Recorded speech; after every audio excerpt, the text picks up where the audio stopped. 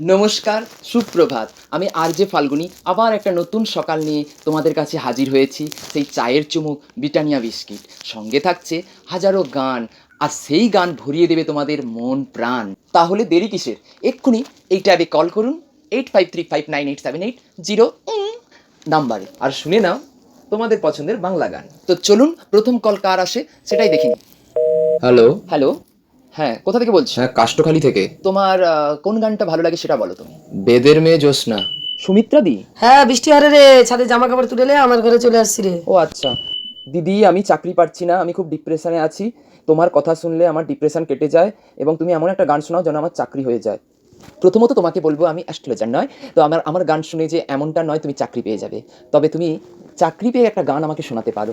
আমি কিন্তু এখনো সিঙ্গেল। 9 বছরের রিলেশন, একটা বাচ্চা আছে, এখনো মানেনি। আমি নিজেকে শেষ করে দেবো। না না না না না, এরকমটা ভেবো না। তোমার প্রেম আবার পূর্ণতা পাবে, এবং তোমার জন্য পরবর্তী এই গানটা।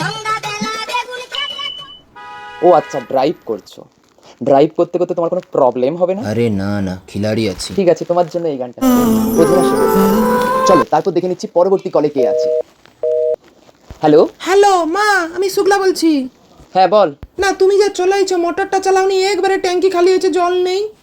এই শুক্লা, আমি এখন না ফ্লোরে আছি। আর আমি যে বাথরুমে ঢুকে বসে আছি, কি করব? তুই ল্যাংটা হয়ে বসে থাক।